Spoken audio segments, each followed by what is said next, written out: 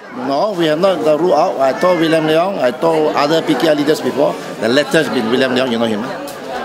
But the issue of us joining Pakatan should not be rushed. Okay, looking at it as an outsider. Let me go on for your record, walaupun not for you. Look at it for an outsider. Look at what's happening in Perak, in Selangor. What happening at the national level, in Sabah, in Batu Sapi, in Sandakan, you know. And you're asking us to join.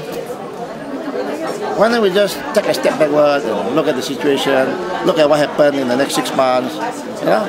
So for them to, William did suggest why don't you join, you know? So I told him about this, it should not be rushed. But we can be good friends. And from friendship, we can build a strong partnership. So for people like Dr. Eugene Chew and others to imply that if you don't join Pakatan, therefore you are against Pakatan, therefore you are going to rejoin BN, that I think is unfair. It's wrong, it's unfair. And people who suggest, I think she was not here, let me tell her, people who suggest anybody to rejoin Barisan Nasional, say Dr. Eugene Chew, who suggests to rejoin Barisan Nasional, are the people who have no confidence that they can topple Barisan Nasional.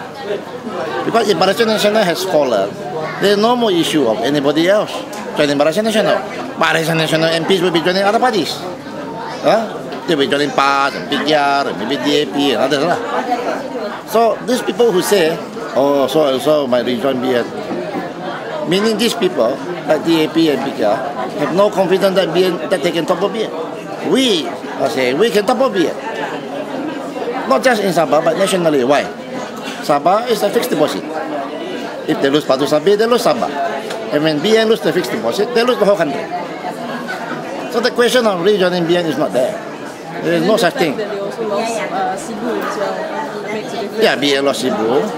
Maybe slightly different circumstances than here. BN lost Cebu. The one Batangai, but they lost Cebu. But we, other than Batu Sabi by-election, we do sense a really significant shift away from BN.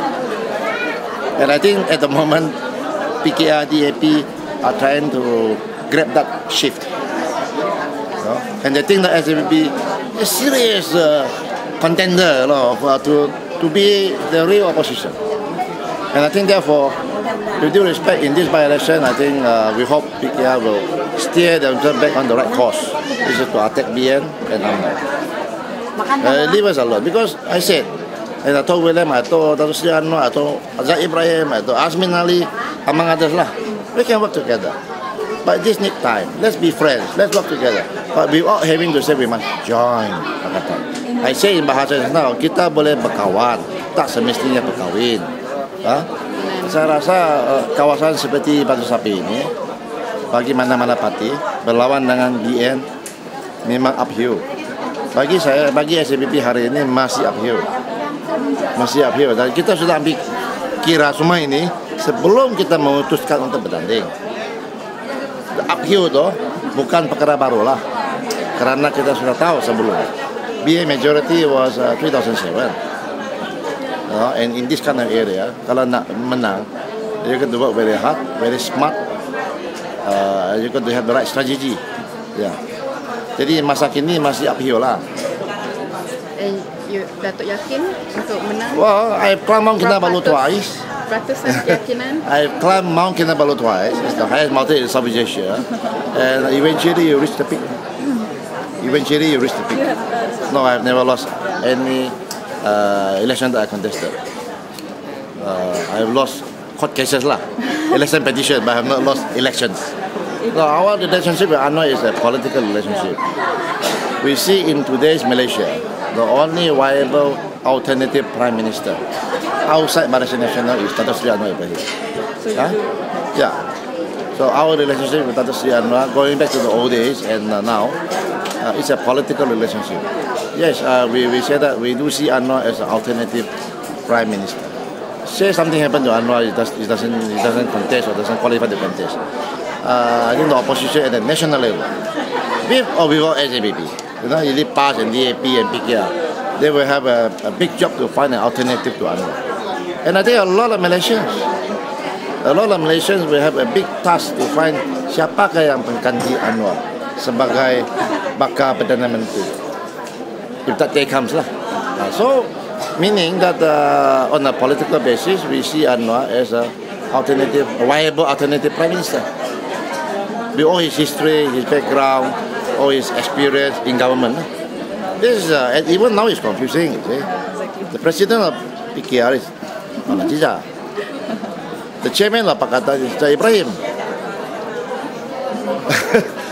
In the election, I think the people want to know Anwar must have an official formal post in a legal entity so that he can be sworn in as a prime minister. At the moment, he's a de facto. What do you mean by de facto? I mean, these are the issues that Pakatan we have to sort out. And these are the issues that we are saying, let's not rush. Let's not rush. Our MPs in Parliament are supporting Pakatan. Our MPs, 2 MPs, akan datang hopefully 3 lah. In Parliament are opposing Barisan Nasional. We should take that as the confidence building process. Okay? Therefore, the issue of alternative to Anwar at the moment lah in Malaysia, there is no viable alternative. Well, kita kawan-kawan dulu, kita work together dulu. Even in this by-election, we see how each other campaign, how each other react. I think we have not come to the point of answering the question yes or no to join Pakatan. We have not come to that point. It's not even in the agenda. Okay. Not even an agenda. Not even the agenda to join.